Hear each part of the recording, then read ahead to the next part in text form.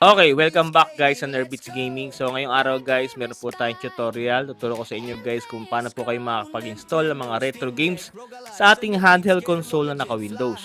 At syempre, bago tayo mag-start guys, kung naghahanap po kayo ng handheld console na may kasama ng games, available sa atin yan guys. Meron po tayong Switch OLED, Steam Deck, Xbox Ally X, MSI Clue, at available din sa atin guys yung PS4 na naka-JB na 2TB with full of games na rin. So kung interesado kayo guys mag-avail ng handheld console sa atin, PM lang po kayo sa ating Facebook page, Nerbeats TV. Nagsiship po tayo guys nationwide pati international. So tara guys, gawin na natin. Okay, so ito guys yung mga kailangan natin para makapagparan po tayo ng mga retro games sa ating handheld console na naka-Windows. So yung sa akin guys, yung mga game files ko po nilagay ko sa SD card. So ito guys. So, ito yung mga retro games po na meron ako. Game Boy, GameCube, N64, Famicom, PS1, PS2. So, pag binuksan nyo yung folder guys, nandiyan po yung mga mga retro games ko. So, ginawa ko lang siyang by folder. Pero kahit guys, yung ibang mga retro games, kagaya po ng mga Sega Dreamcast, pwede rin po yun. Kasi ito lang yung mga available ko ng mga retro games. So, ito po yung mga game files natin. So, kailangan din natin guys ng software para ma-run yung ating mga retro games. So, ito po yung kailangan po nating i-download. Punta po tayo sa ating browser. Tapos, search po dyan guys, Retrobat. So, ayan guys, sa labas yung una. Retrobat Official. Click natin. And then, ito po. Download Retrobat. Download now. Tapos guys, pupunta po kayo sa page ng GitHub. Scroll down. Ito po.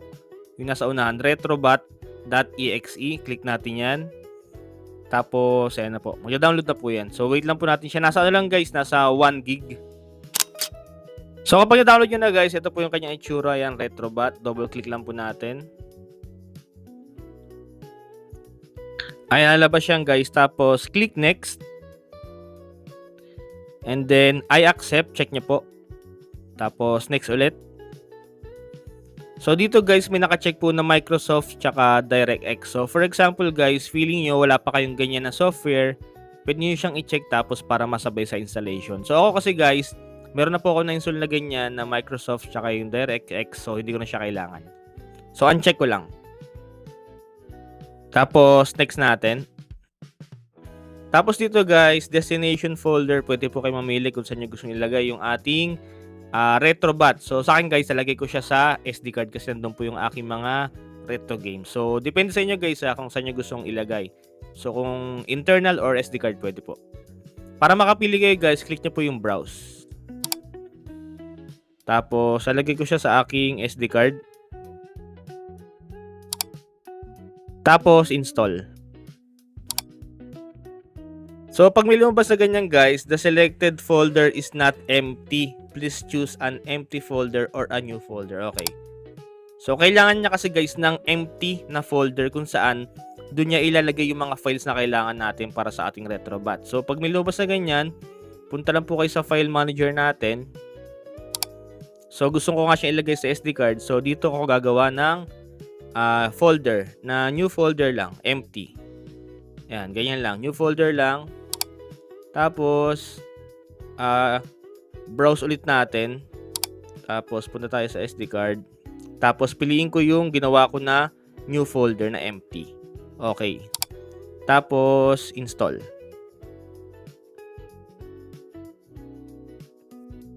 Okay, so kapag okay na guys, lalabas po yan. Installation completed successfully. So, check natin yung run para matest natin guys kung okay yung ating Retrobat. And then, click finish. Okay, so okay naman siya guys. Saka isa to guys sa gusto ko sa Retrobat, pag in-open nyo yung software, yung pinaka-emulator natin is may intro siya. So ano lang, dagdag aesthetic lang. Okay, so running naman guys yung ating Retrobat, no. So next po natin gagawin is close muna natin tong Retrobat para ma-setup po natin yung mga game files natin dito. Click menu and then quit. Ayan. So, para makita nyo rin pala yung pinaka-exe ng Retrobat guys, is punta po kayo sa sa pinag-installan nyo ng Retrobat. Sa akin kasi diba in-install ko sa SD card. So, sa new folder, nandun po yung exe, yung Retrobat. So, pwede nyo siya gawan ng shortcut. Ayan, desktop shortcut. So, para meron na tayong shortcut ng ating Retrobot. Okay, so next naman guys is set up natin yung mga game files natin. So, ganito po siya. So, unahin natin guys, Game Boy. So, ayan, Game Boy. Nasa loob po niya yung mga game files ko. So, select all ko po yan. Tapos, cut. And then, punta po ako sa new folder na ginawa ko kanina kasi nandiyan po yung mga folder natin. And then, punta po kayo sa ROMs. And then, since Game Boy po ililipat ko guys, is hanapin niyo po yung Game Boy na folder. Letter G. Ayan, ito po yun. GBA. Game Boy Advance. And then, paste nyo na po dyan. Okay, so na-paste na natin guys. Balik po tayo sa ating game files. So, okay na. Nalipat ko na po yung Game Boy. So, next ko is yung GameCube naman. So, ganoon lang din po. Select all. And then, cut. Go to new folder. ROMs. Tapos, GameCube is... Ayan, GameCube. Then, paste. So, lipat nyo lang po guys lahat ng file sa ating mga folder. So, next po guys, pwede nyo na pong i-open yung ating Retrobot. Okay, so dito guys, lumabas na po. Ayan na guys, PS2, Game Boy Advance, GameCube, Nintendo 64, NES. So, ayan guys. So, for example guys, try tayo ng isang game. Ayan guys, ito maganda rito sa sa Retrobot. Pati yung pinaka niya guys, nagbabago. Kasi sa ibang mga guys, emulator, yung pinaka lang talaga, yung pinaka frame niya. Yung nyari ganyan.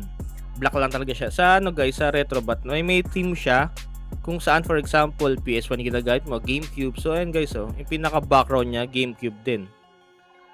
So ito guys, GameCube. So ayan, GameCube din yung ating themes. So ito guys, sample gameplay lang, NBA Street. Okay, so ayan guys, gameplay nasa 60 FPS din siguro to. So depende po sa gamit yung device. Gamit ko kasi guys is MSI Chloe 8Z2 Extreme. So ayan guys, smooth na smooth, level na playable. Okay, so ganun lang kasimple guys kung paano mag-install ng retro games sa ating mga handheld console na naka-Windows. So kung meron kayong mga katanungan guys or kung gusto nyo mag-inquire sa ating mga handheld console, PM lang po kayo sa ating Facebook page, Nerbits TV. Thank you for watching guys and happy gaming!